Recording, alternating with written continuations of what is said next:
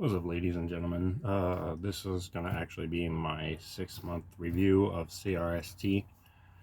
Um, Starting off, the school, the CDL school, honestly, was pretty good. All the instructors knew what they were doing.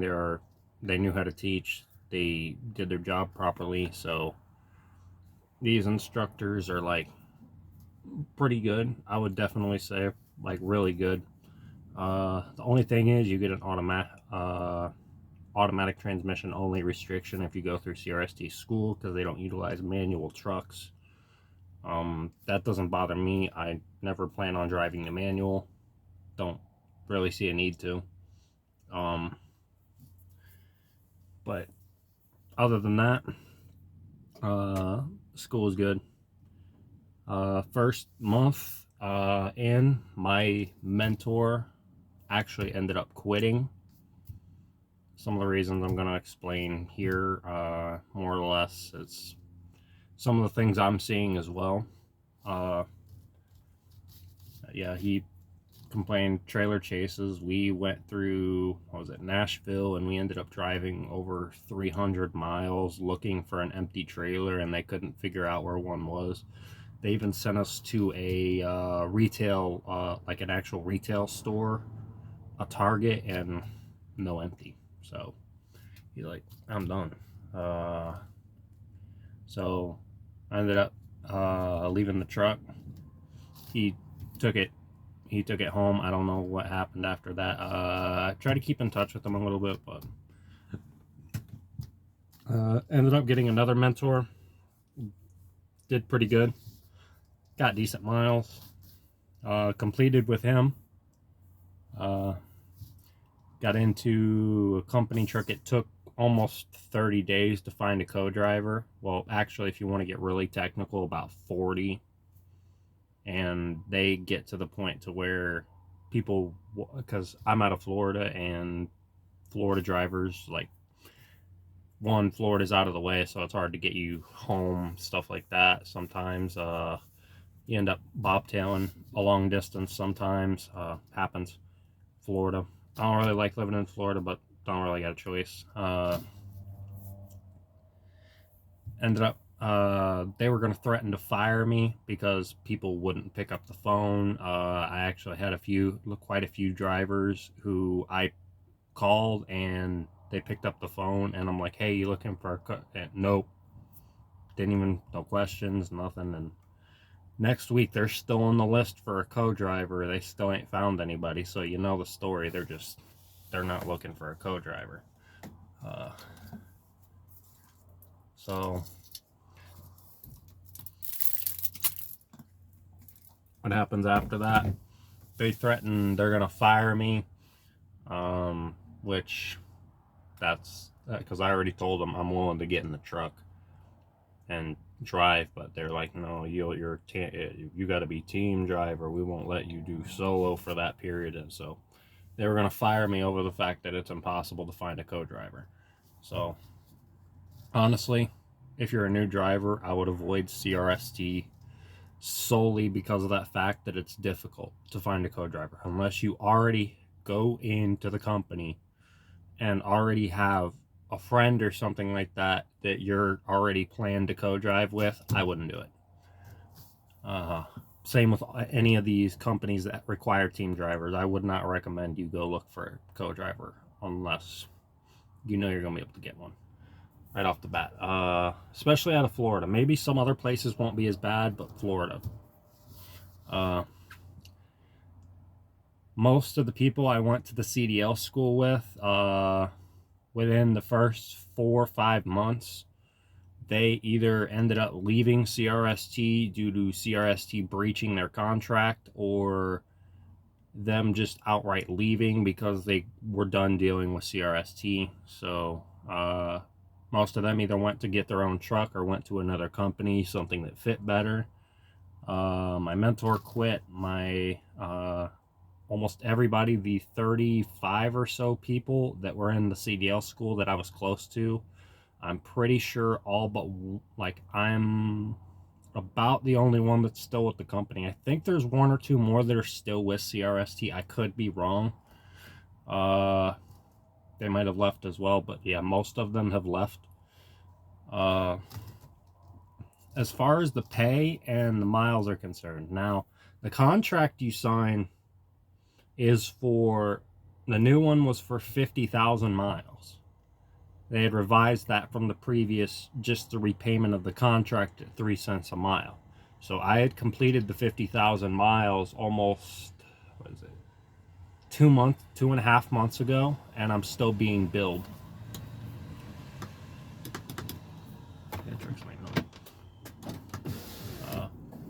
But yeah, I'm still being billed for the contract, and despite me being past completion, now it's total movement miles. So what happens is all miles you and your mentor drove, you and your co-driver go with that truck that you are in is moving, you are getting credited with the movement miles. So 50,000 completion. I think it actually might have been a little over, I want to say maybe 3 months ago, a little bit over now. So I'm still being billed for it, and they try to claim I still owe more, which that's a lie. They're just trying to collect extra money. As far as the pay is concerned, it's not bad. It goes up to 60 cents a mile after a year. So right now, after 6 months, I'm at after 6 months, you go to 50 cents a mile. I'm at like 7 months right now, so I'm at 50 cents. Not bad. There's still better. If you plan on team driving, this may actually be a good company for you. If you plan on sticking with team driving, they have pharmaceutical, which requires no felonies, no drug charges, no serious anything like that, nothing serious on your record. So pharmaceutical starts at 75 cents a mile, and then they also have the doubles, which is starting at 80 cents a mile. So if you want good pay and you basically haul a reefer trailer, you end up, if you're used to the 53 footer, you go to pharmaceutical. If you're okay with hauling the doubles or triples, you are going to want to go to the doubles. Yeah, 75 and 80 cents a mile for those. If you plan on team driving, this will probably actually be a really good company for you.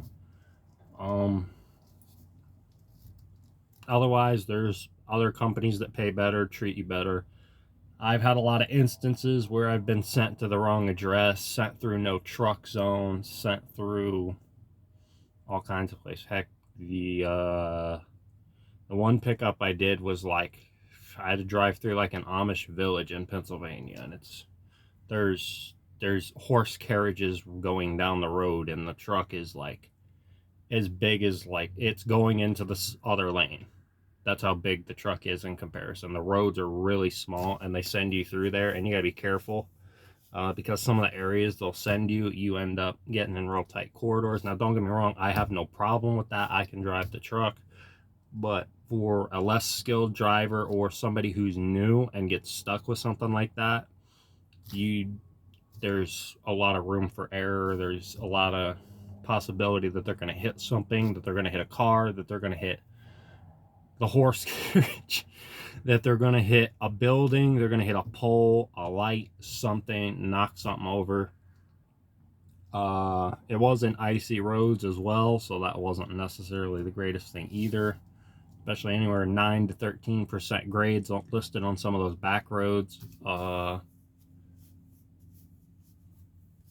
And they have city ordinances there that were no engine brakes, so you're using your brakes the whole time down. You gotta be careful. But yeah, they send you on chases. Driving as a team and driving solo, there's different sets of driver managers, and I believe like different planning to it. Team, I hauled a lot of FedEx. There was a lot of FedEx, and there was a lot of other stuff, but mostly FedEx. If you're doing team driver, you are going to be hauling a lot of FedEx. That's one of CRST's biggest things. FedEx, XPO, and sometimes out of California, you do YRC freight, which is yellow YRC. And we constantly had issues. You call, like, your daytime manager is always good. I've never had an issue with my daytime manager, my regular, what is it, 8:30, what did they say, 8 Central to 4:30 in the afternoon Central Time. Whoever's sitting in that slot is doing their job. So every one of my daytime managers has actually been really good. Shout out to Danielle, Julia, and Jacob, which is my current one. Very good employees. They knew what they were doing. From what I've heard, Julia has left the company, and I believe Danielle has left the company as well. What I heard, how they treat drivers, so I don't know the details. I'm not going to speak for them, but I just know, as far as I'm aware, they've left. As far as Jacob, he's a real good dude. And for solo DMs, there's the afternoon guy, Bill. He does his job very well as well. For an afternoon / weekend manager, he's the best one we've had so far. Well, I've had. But yeah, my current manager situation has actually improved since I've gone solo. Definitely a major improvement. As far as being a team truck, doing team driving, you're going to get left for the afternoon and weekend crew. As soon as your manager leaves, everything was going to get switched around. The moment they leave, they start messing with your freight. They start messing with what loads you have. You can't get a hold of them. You call and you're going to be on hold for 30 minutes. 20 to 30 minutes is the average. So you're going to be stuck there every time you need them. And like, oh yeah, you think, yeah, I got in touch with them, I'm going to call them right back. Same thing. You're going to be stuck for anywhere between 20 to 30 minutes. So yeah, it's constantly the afternoon and weekend people it's like they refuse to pick up the phone. You send them a message. If you send them a message on the e-log, we have Maven. This is basically a Samsung tablet. I'm not kidding. If you want to, let me actually show you. This is our e-log. It's called Maven. Galaxy Active 3. I don't know if you can see it, but yeah, it says Galaxy Tab Active 3. It's a Samsung tablet. Anyway, if you send them a the weekend, for team drivers, if you would send them a message or like on the e-log, you would expect anywhere between half an hour to 2 hours before you get a reply. That's what they were standing at. Half an hour to up to 2 hours. For a major company like this, like one of the larger trucking companies, as far as they're concerned, a 2-hour wait time, having whoever be down and not being able to move freight for 2 hours, at the rate the truck moves, that's basically anywhere between 120 to 140 miles in distance. I mean, that adds up. So the inability for them to have dispatch available to basically for any issues is kind of atrocious for a mega carrier. I would maybe allow or expect something like that from a very, very small company. But even then, they would still, small company, not too many people calling it. It's like they have a very small dispatch team as opposed to a large amount of drivers, and it's just the ratio doesn't work out. At least that's what it seems. Anyway, so dispatch for the team drivers is horrible. You expect long wait times. 20 20 to 30 minutes on phone call per phone call, half an hour to 2 hours per message you send on the e-logs. So that's unacceptable. I'm trying to think of trailers and equipment constantly broken. The expedited trailers are almost always broken, and you end up being down a lot because you constantly have to go take in trailer repairs, or you have to run elite, or if you don't want to do that, you're stuck running illegally because they constantly have broken equipment they're not willing to pay to go fix. So yeah, you end up being stuck in repair shops a lot, not because your truck's down, but solely because the trailer's down, and it's kind of unacceptable given how much money they have. They can pay to fix it. They can afford to have their drivers be able to go in, get any issues fixed. It's like, and the maintenance they do end up doing. Heck, I went to an XPO yard. It was in Texas somewhere. I don't remember exactly where, but we had something around 20 or so trailers there, and I believe all but 2 of them were broken in some way. Missing door, jammed door, broken lights, flat tires, very many flat tires. There were like at least almost every one of them had a flat tire that was messed up. 1 or 2 flat tires. The one had all 4 flat. Broken lights, glad hands broken off, stuff like that. Holes in the trailers consistently. The one trailer almost looked like somebody just took, I don't know, it's like somebody took like an automatic weapon and actually used the trailer for target practice. There were so many holes in that trailer. But yeah, it's really ridiculous how broken their trailers are consistently. And that has actually, I know for a fact, cost me a lot of money. On top of that, when it comes to breakdown and layover, that does not begin until 48 hours. They will pay you for weather shutdowns after the 48 hours. From what I've heard against other companies, many other companies won't even pay for the weather shutdowns no matter how long you're stuck. So that may or may not be good. I'm not for sure.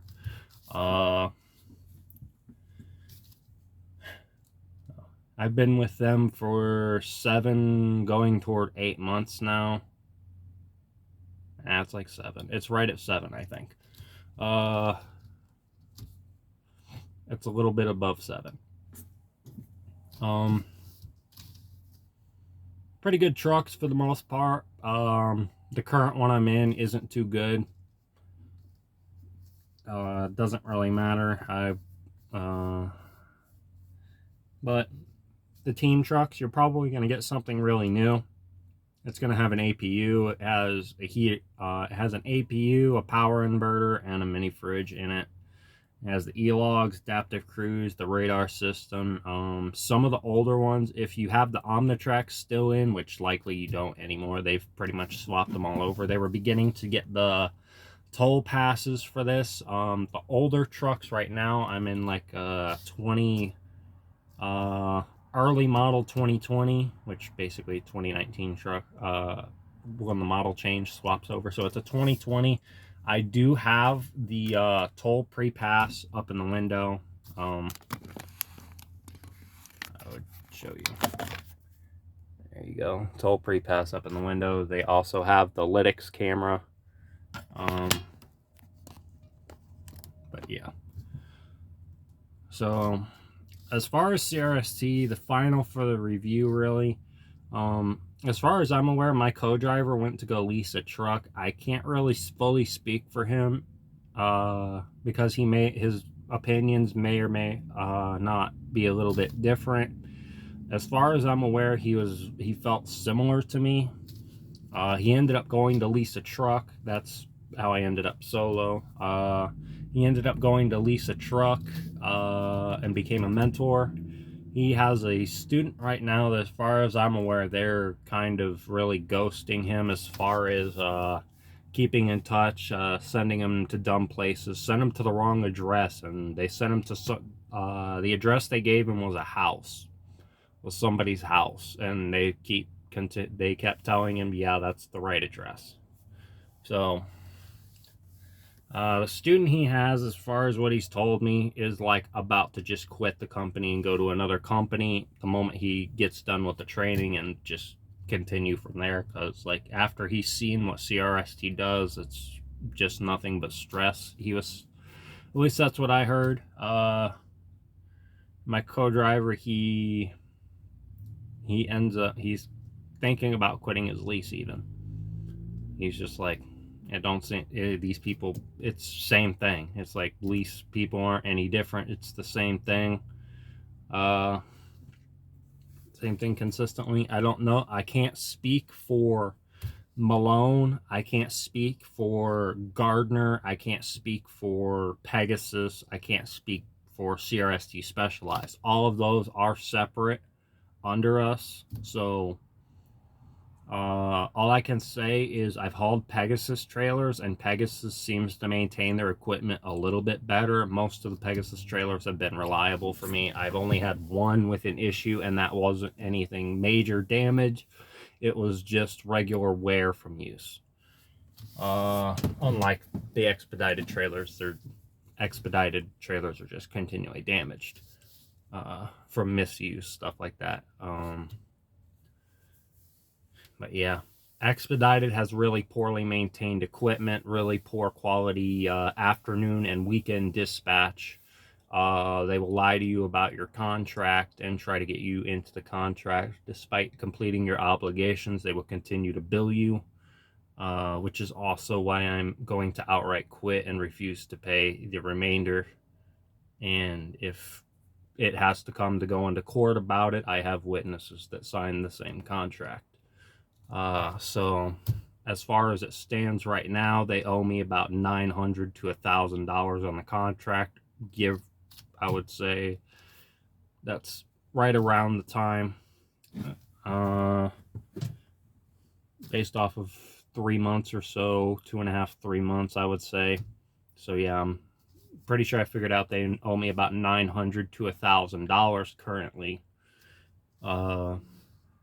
That they continued to bill me after the completion of my contract. So I would definitely really like that money back if, honestly, the management, whatever you want to call the higher-ups, have any actual decency.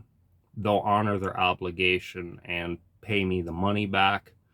Otherwise, I may have to take it to court. But that's just bad business and makes your company look bad. I got 35 or so people from my CDL class that quit. My co-driver is ready to quit and stop his lease. His student is ready to quit. And I've told other drivers about this company and some of the things I've gone through word for word, and they're just like, that's entirely unacceptable.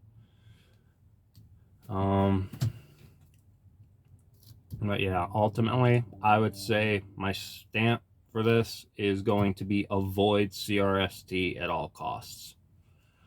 There's much better mega carriers that you can go with. You can go with Prime. You can go with Schaefer Crete.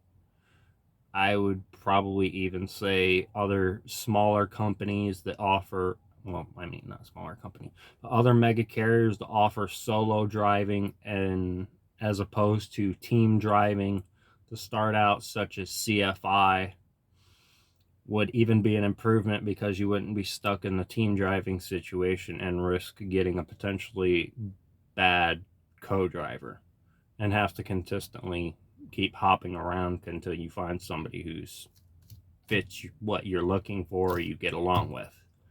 So the forced team driving for new drivers is really a throw-off. The only way team driving can really work successfully is if you have somebody that you know and you trust, or you're there with a significant other, spouse, close friends, family that you're willing to go drive with and you already have an existing relationship with. And getting paired with a total stranger can either be the best thing in the world, or it can be your absolute worst nightmare, which the odds for it being your nightmare are probably pretty high. I got really Really lucky with my co-driver. He's a good dude. We get along, and we still keep in touch. We're still planning to keep in touch. But I've already currently put in my 2 weeks with CRST. They're going to try to get me to stay, but even if things were to start improving with CRST, I still, no matter what, believe there's going to be definitely, and know there is, better than them currently. So my stamp is avoid this company unless you plan to come here for pharmaceutical or doubles. If you plan to come here for pharmaceutical or doubles, you will be making really good money, I would say, as long as you don't run into the same issues of either broken trailers or dispatch refusing to answer the phone in the afternoon or weekend, or swapping freight the moment your driver manager leaves. I've actually had it happen to where I grabbed a trailer, 4:30 hit, and I was almost 200 and something, I want to say almost 300 miles away, and they tried to swap the freight on me and tried to say, oh yeah, go grab this, and they took us off a load. I'm like, we're 300 miles away with this trailer, what are you talking about? Oh, you're in north of LA. No, we were never there. We were in Riverside, not where you said we were. We were never near there. That's over 100 miles from Riverside. And we're 300 miles from Riverside in the opposite direction. So that would have been like a 5-6 hour drive to turn around and go grab that load. And they still tried to argue with us. But yeah, it goes to show, you'll grab something, and then the moment the clock switches over, they'll start changing everything. Management, executives, whoever you want to call yourself, the leadership in the company. The Cedar Rapids mechanics are will always take as long as they can to repair whatever you need repaired. So you're gonna end up being under breakdown and stuck for a few days. The mechanics in Hutchins, Texas, and Riverside out in California, both times they were very professional. They got the job done quick, or quicker than expected, even quicker than planned. They got it done on time. You know, it's like there's just no playing around with them. I can't say anything for Oklahoma City. I've been to the terminal, but I've never needed repairs there. I'm just gonna say, I'm not gonna give my opinion on that. I have no idea. Yeah, the leadership, management, whatever. You need to honor your contracts. You need to pay your drivers a little better. You need to treat your drivers a little better. And you need to fix the situation with your afternoon and weekend people, because they're an absolute disgrace to your company and giving you a bad name. And that's facts. There is no other way to put that. That's exactly how it is. Hopefully, if leadership has any decency, I will get my $900 back upon them seeing this. Otherwise, I'm probably going to have to see you in court. So the truth is, avoid CRST. Unless you're coming here for doubles or pharma, then you might have a shot. Can't say anything for Malone. Can't say anything for Pegasus. Can't say anything for Gardner. Can't say anything for Specialized. I can't say, and as far as other owner ops, you may have different experiences, but ultimately, as far as the company driver aspect of this was pretty consistent among many of the drivers I talked to and people I went to school with. All of the same issues. You do get long runs, but still. But yeah, I'm gonna wrap this up. That's my official review of CRST. Avoid unless you're doing pharma or doubles. Otherwise, there's better companies out there, or there's better companies to make or deal with starting out, so you can get your start and go elsewhere. But that's it for now. I appreciate anybody listening in. I don't want to feel like I don't want this to seem like that I'm just complaining for no reason. I absolutely do love my job. Truly, I really do love my job. I love everything about my job. It's just the constant stress from my company and the job I'm doing. But yes, I do plan to continue staying in trucking. I will likely start driving tanker. I'm currently already set up to move over to Prime Inc. driving tanker. But currently, that's where I stand right now. That's going to be where the path I take, and we're going to see how it goes from there. And thank you very much. I really do appreciate all of you watching. Thank you for listening in. Hopefully this doesn't sound like a negative rant. This is my first company, but I did have a really bad experience dealing with some of the stuff. It just, even if this is a similar experience to how it goes with other companies, it still feels like that they could have done better. And like I said, I tried talking to other drivers. Is it just me? And it wasn't. It was pretty consistent across the board. Your company screwing you, and CRST is doing the same to me. But yeah, I appreciate you all. Thank you very much. Thank you for tuning in. This will be going both on my LinkedIn and on my YouTube channel, Pony Power Trucking. I thank you very much all for watching, and appreciate you. I love all of you. Thank you very much.